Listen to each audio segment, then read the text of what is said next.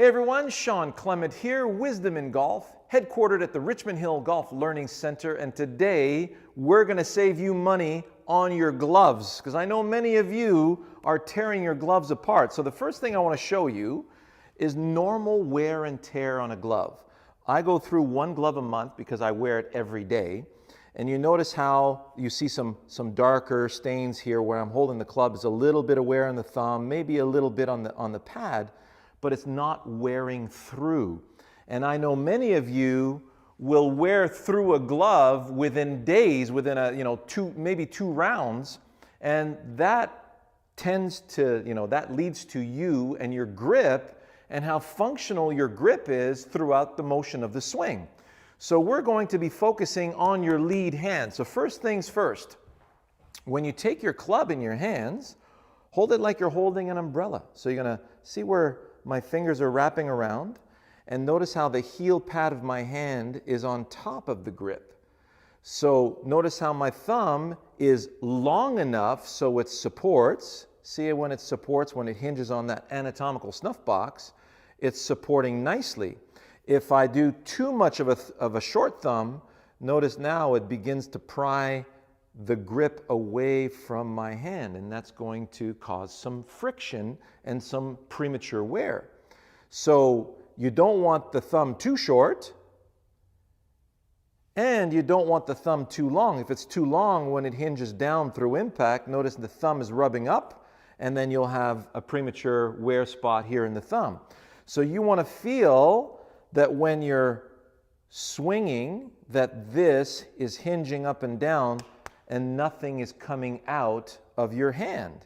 So let's put this to the acid test. If you take the club and you just swing it back and through, let's go to the backswing. Notice at the top of my backswing how I am not letting go of the club.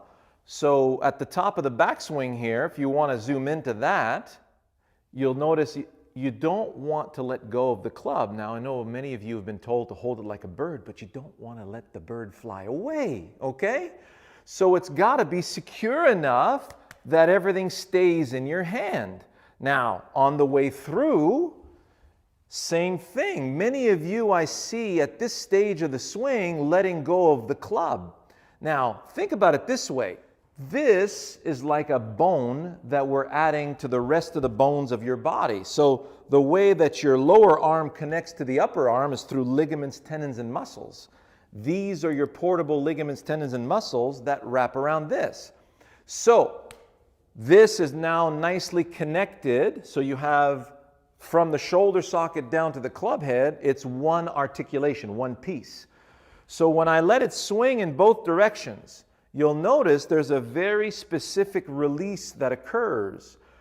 When I swing back, I need to be able to support the club. Notice how my thumb is supporting the club. And then when I let it release through, notice how the weight of the club is turning my hand over. There's a supination involved on the way through, and then it rehinges on the other side. And again, I am not letting go of the club. So I can swing back and through and feel brilliant support in both directions without having to let go. Then ask yourself on a scale of 1 to 10, how firmly you need to hold it together throughout the whole motion. Add a little bit of centrifugal force, add a little bit of momentum, and a nice little whipping action, and you'll notice that grip pressure will tend to increase in its grasp. That's because there are more G-forces going on in your swing, and you're reacting to those G-forces. So there is a brilliant way for you to secure and feel how secure your grip is in both directions. So if I don't hold the club in the right place, see that? Notice I can put a finger in there. The club is being held through the heel pad of the hand. Many of you want to hold the club flat to the ground, and notice the particular lie that's on right now, and you think you need to match your anatomy to that. And that's where you'll tend to hold the club too much through the center of the palm of the hand. Now I've got this, gap in there. So a good way to go about that is, where would you hold the club to feel like you're clamped down with authority? Feel like you can swing the club through some thick grass without letting go. So right now, that feels like I'm very secure on that club, and I can swing back and through, and you'll notice how the club wants to find its own support. If I'm over here, it feels like I'm struggling and straining to hold that up. Right here, it feels nicely balanced. Release through, that feels nicely balanced on the other side. Notice how the arm folds and the wrist rehinges on the snuff box on the other side. So I let it release, let it release, let it release, let it release, and I'm never letting go of the club. Now when you put the other hand on, same thing. So if you overlap or interlock, you don't want to feel that at the top of the backswing that hand is coming off as well. So once that hand is on, it feels like both hands are secure all the way to the finish.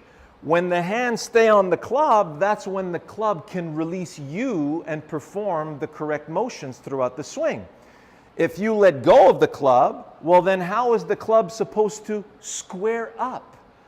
This is your transfer case of energy from your body through to the squaring of the golf ball, and sending it to the target. So I hope you enjoyed that. We'll see you in the next one.